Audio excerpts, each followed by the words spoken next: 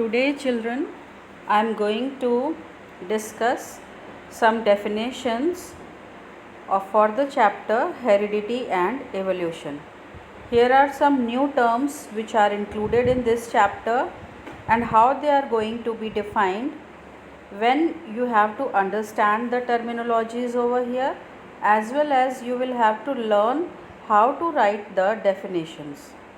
So here are few terms. I'll begin.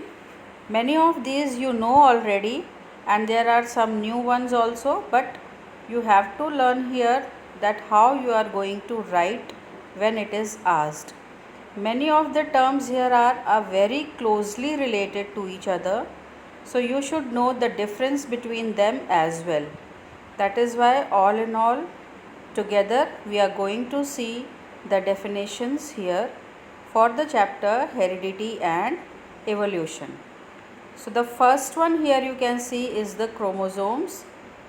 This word you are aware of right from your 8th standard when you have studied about the cell, that chromosomes are present in the nucleus. But when you will have to write the definition, how you are going to write? These are the thin thread-like structure present in the nucleus which carries the gene. They are mainly composed of DNA and proteins. Fine. This is how you will write. Chromosomes are the thin thread-like structure present in the nucleus which carries the gene. They are mainly composed of DNA and proteins. DNA also you know. So here next is the genes.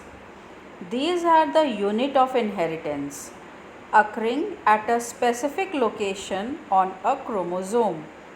A single gene may be made up of thousands of DNA bases. Fine. That means chromosome is bigger in size, then comes the genes, and then comes the DNA. So the smallest is the DNA, then genes, and then the chromosome. So again I am reading it to you. Genes, these are the unit of inheritance occurring at a specific location on a chromosome.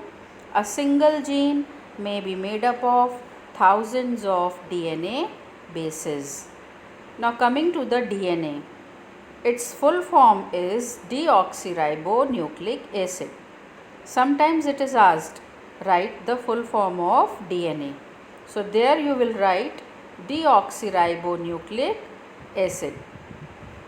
It consists of nucleotides and is the main constituent of chromosomes. It is the carrier of genetic information. Inside the DNA is a double helix model. There are purines and pyrimidines bonded together. Then they are in a sequence which is the site for the genetic information. The sequence in which the purines and pyrimidines are present inside the DNA, they give the genetic information. So here when to write about the DNA, you are going to write it is deoxyribonucleic acid. It consists of nucleotides and is the main constituent of chromosomes. It is the carrier of genetic information.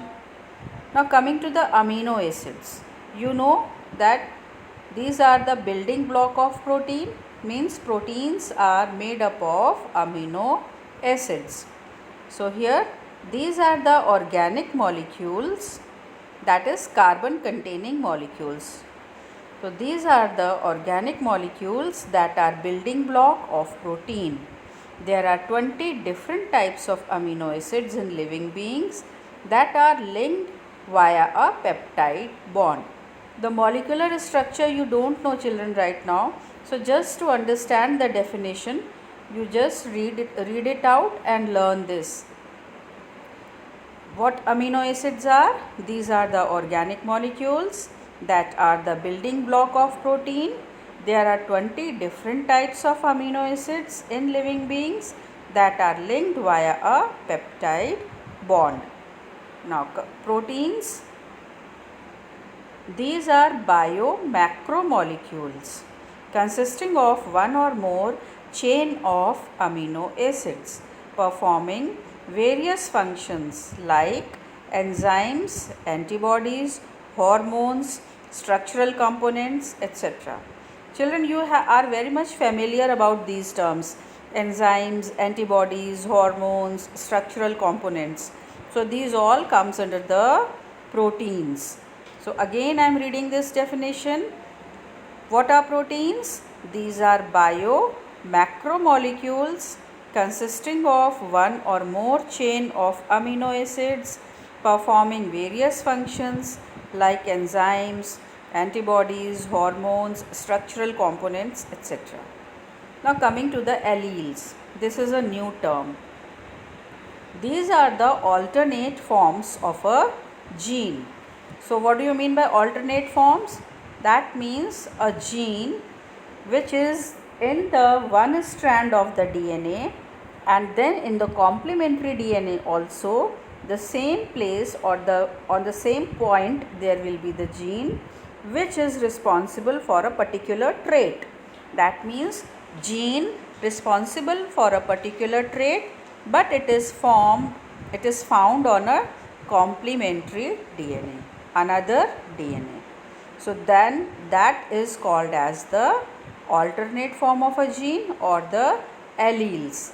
Diagrammatically also I will show you this. Earlier also I have shown. Multiple allele, a condition where a particular trait is controlled by more than two alleles, or a condition in which a gene occurs in more than two alleles. Fine. Trait means the character. Character means denoting the color of the hair, eyes, dimpled cheek or the chin. Many different characters which are visible also and which we are in the nature form or not visible also. So those all character trait is controlled. If it is controlled by many alleles, more than two alleles, then it will be called as the multiple allele. So a condition where a particular trait is controlled by more than two alleles, or a condition in which a gene occurs in more than two alleles. Fine. Dominant allele. So when there are two alleles, then one is going to be dominant. An allele that masks the presence of a recessive allele in the phenotype. Okay. Dominant alleles for a trait are usually expressed if an individual is homozygous dominant or heterozygous. So dominant allele will be showing its character only in the condition of the homozygous dominant or heterozygous. Suppose there is a character trait, tallness of the plant. Fine. So we will denote the dominant allele with the capital T and the recessive allele with the small t. Now when these both are together present, that is the heterozygous condition, then also the plant is going to be dominant. And if they are present in the homozygous condition, that is capital T, again that plant will be tall. This we will discuss properly in the Mendel's law of dominance. Fine. An allele that masks the presence of a recessive allele in the phenotype. Dominant alleles for a trait are usually expressed if an individual is homozygous dominant or heterozygous. Recessive allele, an allele whose expression is masked by the presence of a dominant allele. The recessive alleles are expressed only in the homozygous recessive condition. This you have watched in the video shared by me, where I have shown you in the F1 and F2 generation. There you were able to see that tall plants were only present in the F1 generation, but in the F2 generation recessive allele was also there. That means dwarf plant was also seen. So what is recessive allele? An allele whose expression is masked by the presence of a dominant allele. The recessive alleles are expressed only in the homozygous recessive condition. Now coming to a situation, codominance. By the word you know that both are going to express themselves, whether it is a dominant allele or a recessive allele. So that condition is called codominance. The situation where neither allele is dominant or recessive, both of them appear in the phenotype, that is called as the codominance. Now, in addition to this, there is incomplete dominance. The situation where the phenotypic expression of one allele for a specific trait is not completely expressed over the other allele. Not completely, fine. So, this results in an intermediate trait. This is called as the incomplete dominance. The situation where the phenotypic expression of one allele for a specific trait is not completely expressed over the other allele. This results in an intermediate trait. So, in between character will come. Both father and mother are having some character, but the child will have the intermediate character, some from the father, some from the mother, and then like one is having dark black hair, another one is having brown hair, but the child is having the blonde hair. So that is an intermediate trait. Now coming to the F1 generation. The full form of F1 generation is the first filial generation. See the spelling over here, the first filial generation. These are the offspring of the first generation. The subsequent generations are referred to as F2, F3, F4, etc. Now hybrid. So it is an offspring. Whom do we call the hybrid? Offspring is called as the hybrid. An offspring of a cross between two genetically different parents. The parents, that is male and female, are different. How they are different? Genetically. So their offspring will be called as the hybrid. Now heterozygous, this we have already discussed right now also and in the videos also. A genotype consisting of two different type of allele for a gene. Different here you can see both are A, but one is capital and one is small. So such condition is called as the heterozygous. Homozygous, a genotype consisting of the same type of allele for a gene.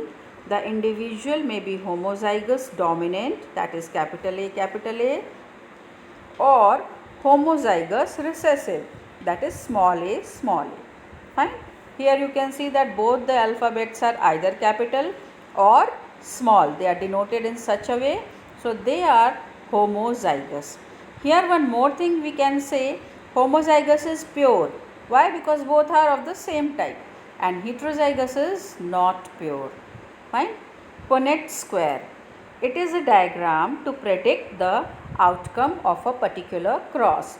As I showed you a square table where 4 boxes were there, such type of diagram to predict that when the cross is made and what kind of individuals or the offsprings we are getting in the F1, F2 and so on generation, such a diagram is called as the Punnett square.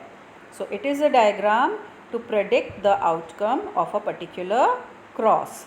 Now principle of independent assortment. Fine. During gamete formation, a segregating pair of allele assort independently of each other. So when there is the formation of a gamete, the alleles are going to separate now, and then when they separate, they are again having their own character when they are separating. Like I would like to give you an example. Suppose there is an individual which is heterozygous, having capital T and small t character, but that individual or that plant is going to be tall because capital T is dominant. But when there is gamete formation, capital T and small t separate. So now when they both are separating, so capital T will be responsible for the tallness of the plant in the further generation, and small t, if having combined with another small t, then it is going to give the dwarfness character to that offspring or the plant which is now in the next generation. That means that the small t has not lost its property. It is having its property, but it was only masked, covered by the dominant character. So this is the principle of independent assortment. Now, principle of segregation. During gamete formation, each of the gamete receives one of the pair of gamete selected randomly. So, any of the gamete will come and it is going to be selected randomly. That is the principle of segregation.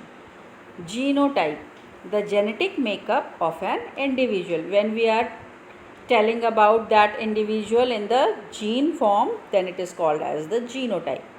Phenotype, the observable characteristics of an organism which we can see or observe. It is the result of the expression of the genotype. In the genotype, some may be dominant, some may be recessive. So, whatever expression is there, that character is observed in the phenotype. So, the observable characteristics of an organism, it is the result of the expression of the genotype. Now, homologous chromosomes. These are the chromosomes that are paired during meiosis, having similar size and shape. One of these chromosomes is of paternal origin, while the other has a maternal origin.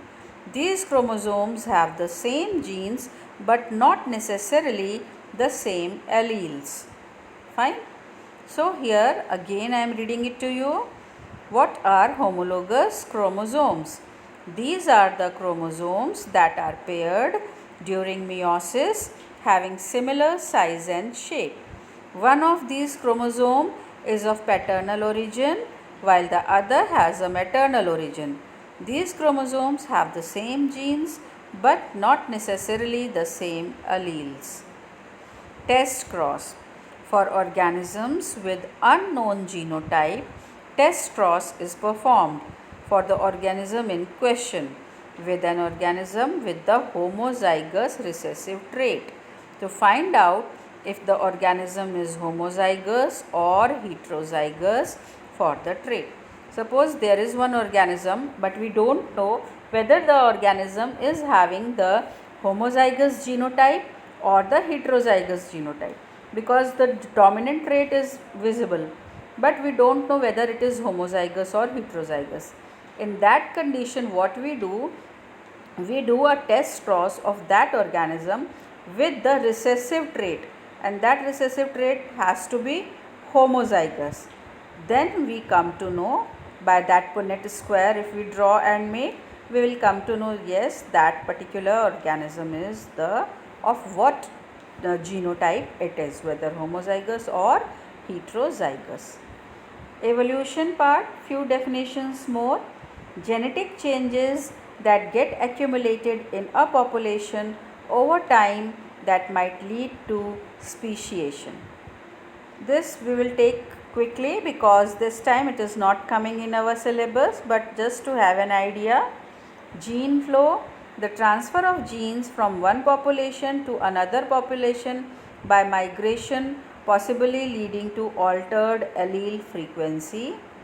Gene pool, the sum total of all different alleles in a population at a given time. Genetic drift, random change in a gene frequency of a small population that provides diversity without any survival disadvantage. Mutation, a change in the DNA at a particular location in the chromosome of an organism. Karyotype, a photo captured through a microscope of all the chromosomes in a person. The chromosomes are arranged from chromosome 1 all the way up to chromosome 23, that is the 23rd chromosome. Fine. So these are all the definitions which we have discussed right now. You have to write it in your fair notebook, all these definitions, and you have to learn them also. Underline the key words here in the definitions. Okay children?